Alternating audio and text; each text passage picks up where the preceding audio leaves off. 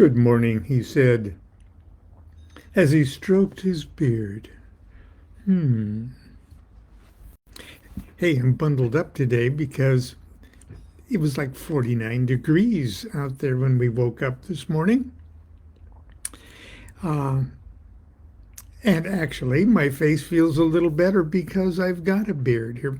The reason I'm talking about beards is I always like to see what the national day it is, National Roller Skate Day and stuff like that. It's National No Beard Day. Uh,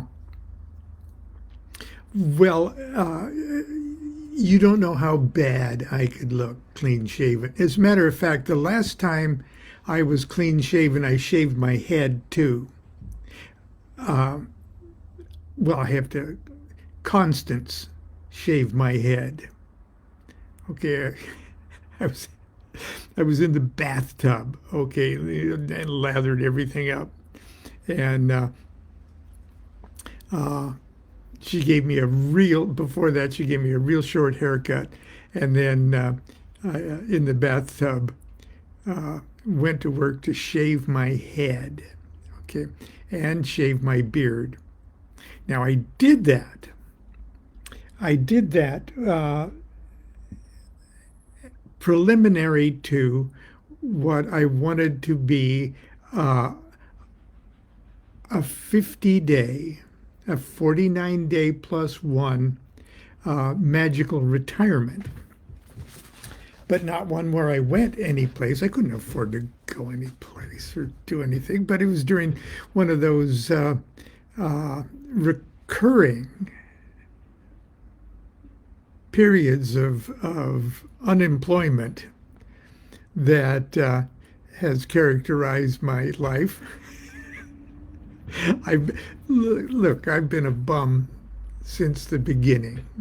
Okay, I only became a musician to keep from getting a real job of some kind. Okay, it just worked out that being a musician turned into quite a good job there for a number of years when I had the recording thing going. Uh, but I digress. Uh, so it was during one of these lengthy periods of unemployment. Not only that, but I had a terrible, terrible back injury that I occurred by stupidly doing an honest day's work somewhere. I was a quality control inspector at a medical device laboratory, but I had to be lifting boxes and things like that of parts and materials and things, and I threw my back out seriously, excruciating pain. Uh, and so I was down with that. I couldn't work if I wanted to, so I had this 50-day period ahead of me. So I said, I'm going to go into a magical retirement within my everyday hanging around the house. Now, we were lucky enough at that time. We'd been chartered an OTO lodge for several years. And we had the opportunity to absorb, pay twice as much rent, absorb the second part of sort of a duplex that we were in, and that section of the house was a large single room with like a glass door uh, opening out to the backyard area, and it was perfect for Gnostic Mass. Okay, there was or classes or OTO initiations. It was wonderful, and with the help of our lodge members, we could afford that extra rent. And there was a fireplace at one end of the thing, and that's where we put the Gnostic Mass altar and stuff. So I had a temple a temple of my own that I could do my meditations, I could do my exercises, I could do my pranayama and stuff in the morning, and I could set up a permanent magical retirement altar in that room. And the centerpiece of that altar was a double cubed uh, altar with my Enochian tablets on the side, and the top of the altar was the 49 petal rose cross table that I had, believe it or not, I had actually made and painted. It was gorgeous. We used it for a formal initiation of some kind, and every day of the 49 days, I would move. I had a beautiful little bloodstone, a polished bloodstone, and I put my magical cup, or the chalice for Gnostic Mass, actually, in the center, in that circle center of that 49 petaled rose cross.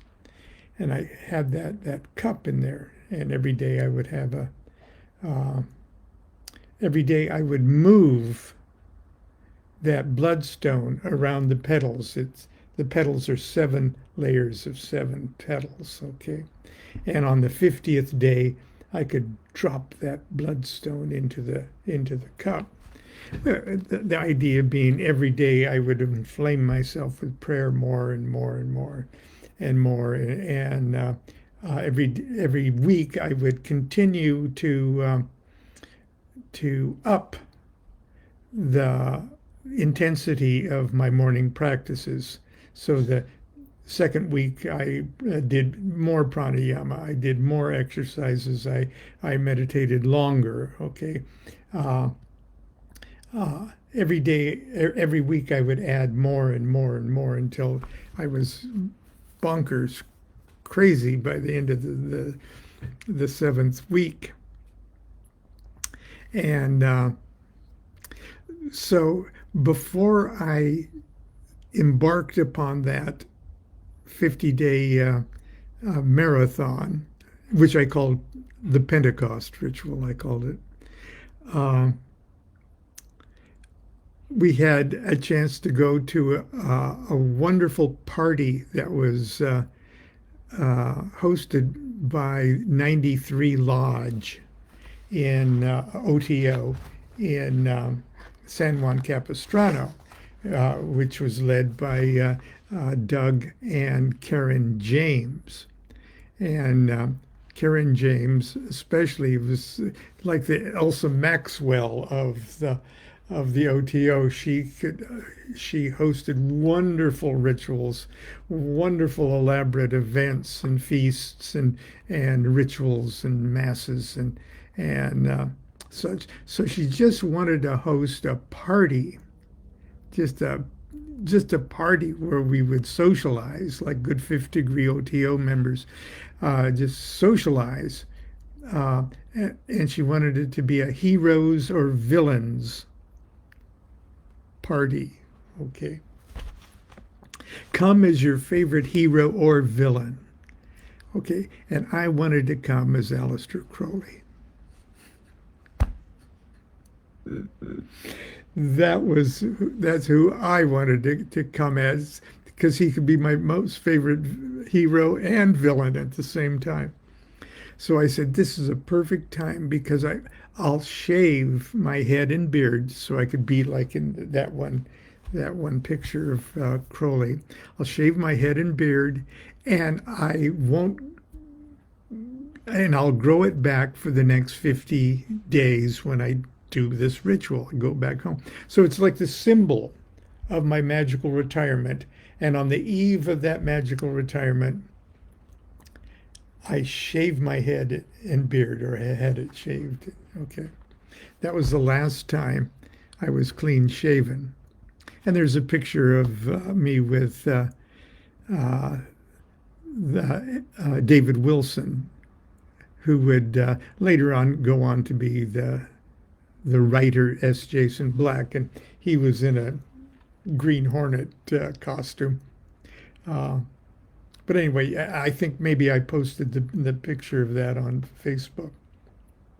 Anyway, why am I telling you that? There's there's no particular reason except that it's no beard day, and if I would, uh, Constance would not tolerate me shaving my beard. Okay, because she knew me in high school when I was beardless, and uh, believe me, I don't look like that. I wouldn't look like that anymore. Anyway, uh, yesterday I had a delightful and very thought-provoking, uh, what I officially call a tarot reading. Okay, I have I have friends all over the world. Okay, let's just put it that way. That uh,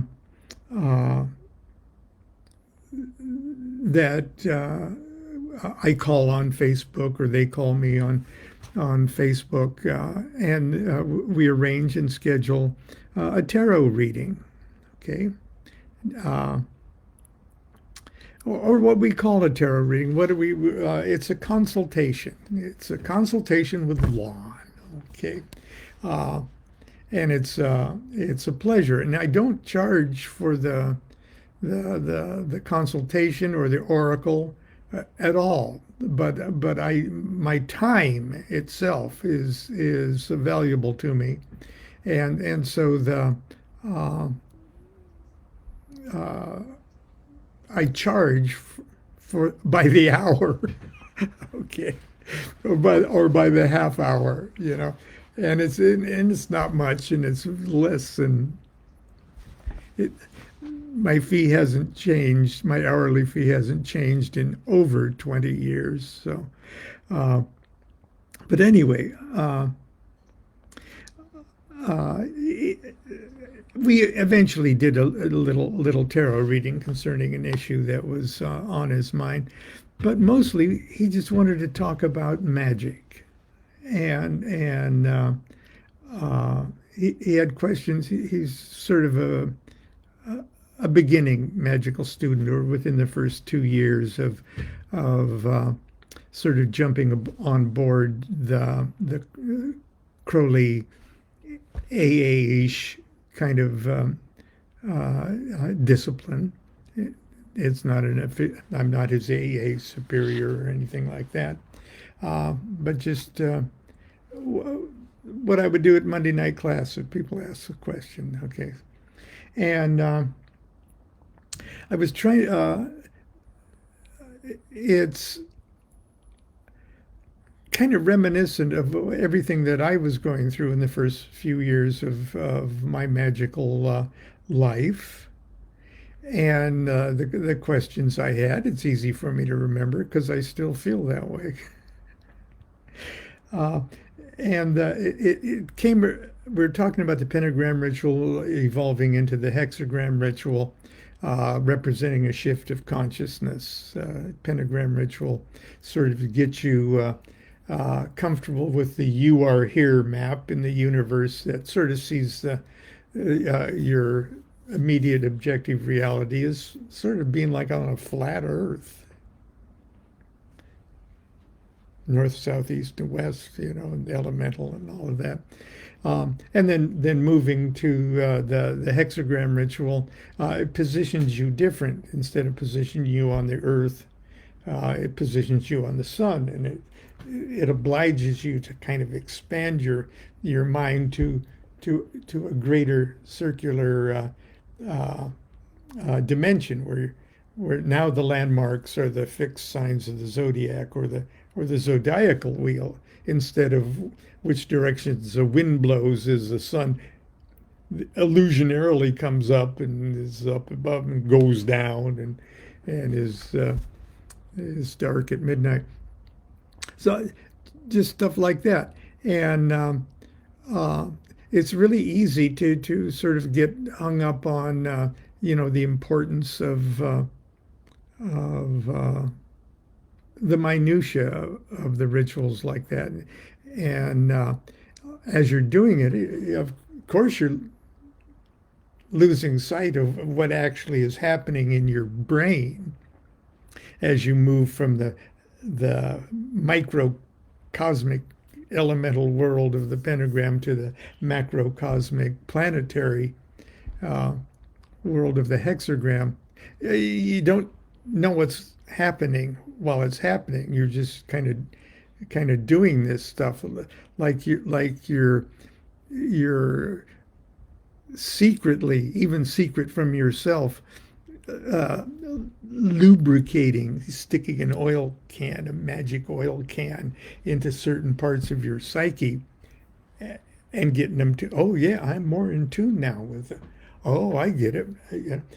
But it's not like you instantly get it. It's what you're becoming. And you never can actually feel yourself becoming something else because you're riding along with the experience itself. It's just like I didn't feel myself grow from infancy to teenageness to adulthood to doddering old fool. I still feel sort of like that toddler. I didn't feel myself change. You don't feel yourself changing your shoe size either, unless your feet, start to hurt. So we had that discussion. It's sort of the discussion of, well, it's you don't have to expect any quid pro quo. I do this to get this with a pentagram ritual, or I'm supposed to feel this, or I'm supposed to get a reaction like this, like I take one kind of a pentagram drug and then take a hexagram drug and instantly, oh, okay, I'm in a different world. No, it's what you're becoming.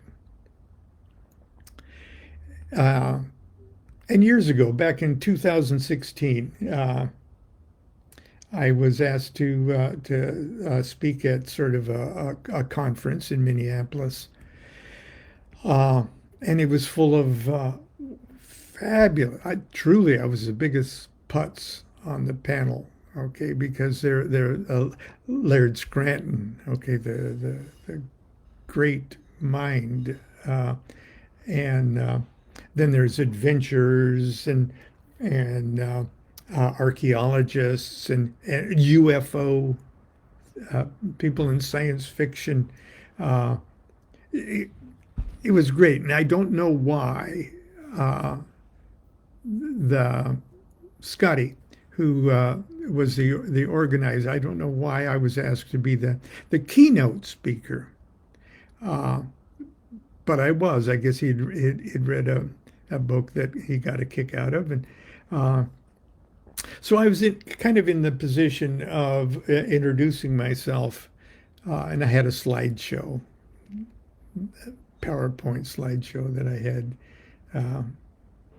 because I wanted to do good. And the Magical Egypt people were there too. Okay, uh,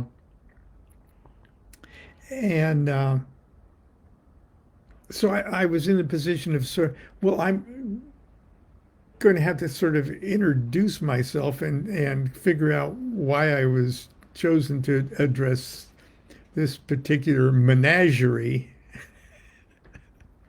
of of modern eccentric thinkers here, uh, and so I'm just going to just close out by sharing you just a minute. It was called the Paradigm Symposium 2006.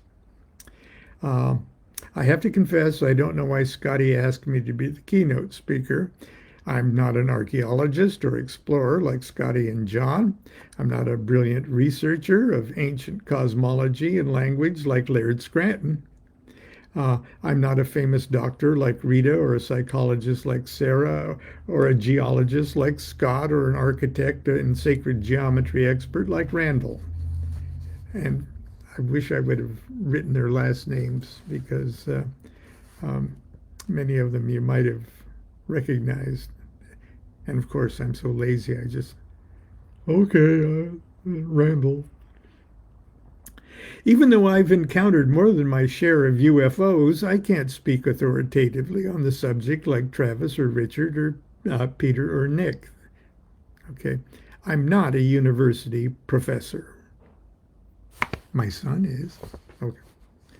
I'm not a guru. I've earned no academic credentials, not even cheesy ones. The only degrees I can attach to my name are those bestowed by Freemasonry and a handful of international magical orders and secret societies. Quite honestly, compared to the other speakers in this weekend's lineup, I'm the biggest putz on the panel. And I pull this joke out all the time because it's always true. I feel like the forgotten wise man whose gift to the baby Jesus was a honey-baked ham. I'm just a self-educated hippie child of the 60s. A simple country metaphysician and ceremonial magician who is blessed with a beautiful wife of 49 years, and it's 56 years, and a handful of generous publishers who have in the last 30 years seen fit to give me voice in 12 languages to my curious ideas and observations. For the last 20 years, and now what are we looking at? 28 years? Okay. I've served as the United States Deputy National Grand Master of Ordo Templi Orientis, OTO, a 100-year-old magical society once led by the colorful and infamous English magician Aleister Crowley. In the 1970s, I've had the profound good fortune to meet and study privately with several of Crowley's colleagues and personal students, including Dr. Francis Israel Regarde, Grady L. McMurtry, Phyllis Seckler, Helen Parsons Smith, who's the widow of both magician Wilford T. Smith and Jack Parsons, the founding father of Caltech and the Jet Propulsion Laboratory and the U.S. space program. There's a crater on the moon named after him. I'm sharing all of this with you because I don't want you to think I'm trying to pass myself off as some kind of credentialed authority on anything. As a matter of fact, whatever esteem I might have garnered for myself within the tiny esoteric community in the last 50 years springs primarily from the sad fact that I simply woke up one morning and realized that all my teachers and most of the great magicians I admired were dead. And the ultimate reward for all my years of magical study and practice was not the knowledge that I acquired in those years, but the reward was what I had become. For a half a century, I've been passionately involved in the Western mystery traditions and the self-transformational techniques of ceremonial magic. I didn't get involved in magic so that I could gain power over others or to get obscenely rich or cause women to fall into my bed. The world is already full of idiots who can do that with a Porsche and a line of credit. Real magic is something far more profound than a cheesy belief system or another superstitious religion.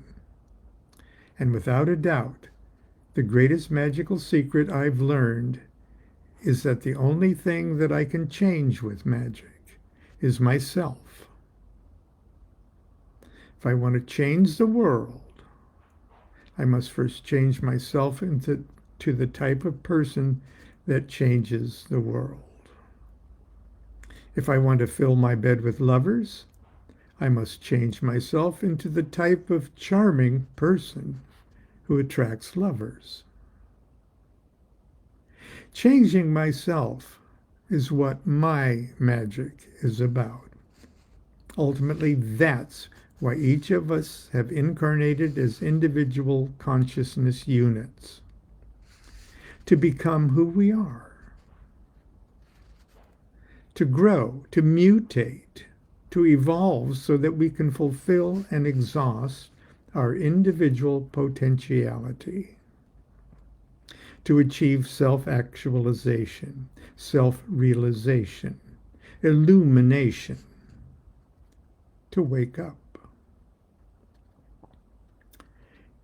It's a consciousness thing. I was watching a Nova episode about quantum physics on public television the other night. One of the physicists being interviewed said something like, the ultimate nature of reality, the ultimate nature of existence, the ultimate nature of being is consciousness. Kabbalists have this marvelous schema called the Tree of Life. And I will, during the talk here, I did sort of do a brief Tree of Life review, okay? That illustrates the entire spectrum of consciousness is divided into 10 simple levels. The top one, number 1, is the absolute totality of supreme universal consciousness of the big whatever it is. So that would be absolute awakeness. And the lowest level, number 10, is the everyday consciousness of you and me. For all intent and purposes, number 10 is where we sleep, dreaming the illusion we are separate, individual, confused monads, lonely lumps of meat sleepwalking in a dream world that is a dream inside a dream inside a dream inside a dream inside a dream inside a dream inside a dream inside a dream. And I could point to the Tree of Life Sephir as I did dream inside a dream inside a, okay. Well, it is my will to wake up.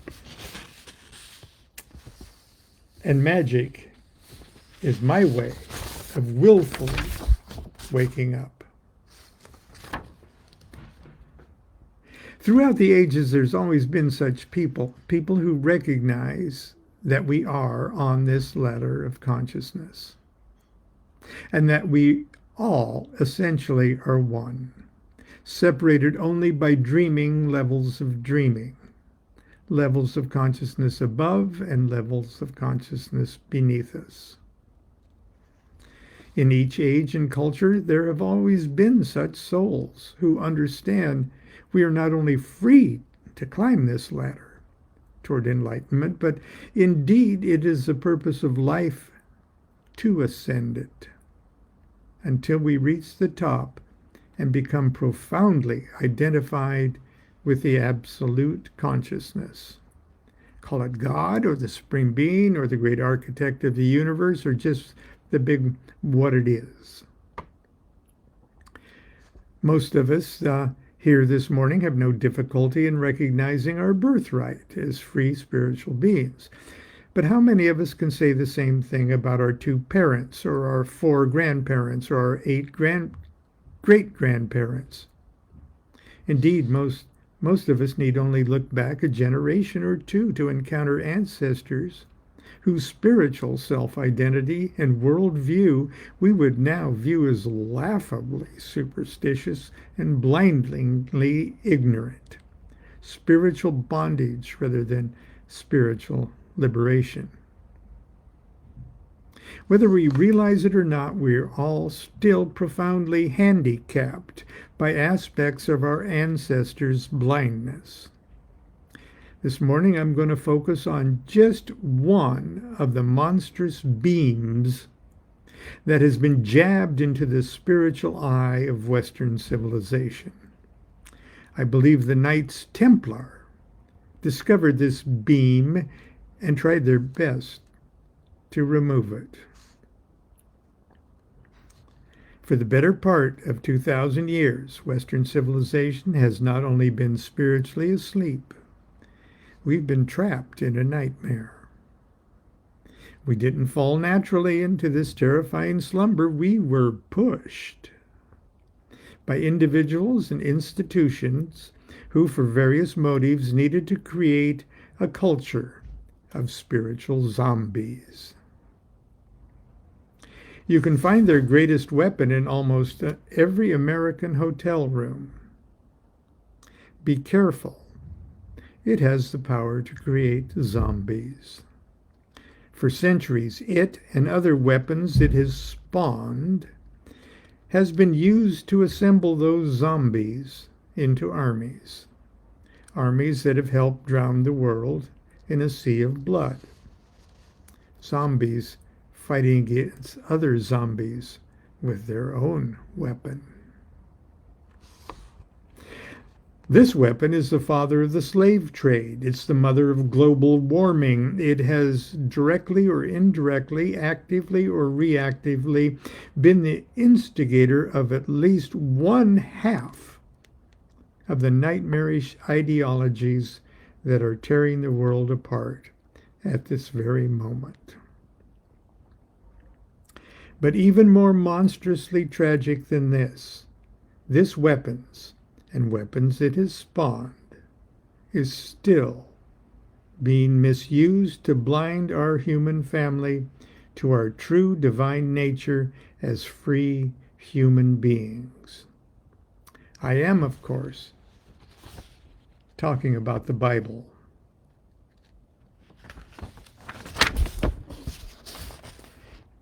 And that's how I started my talk.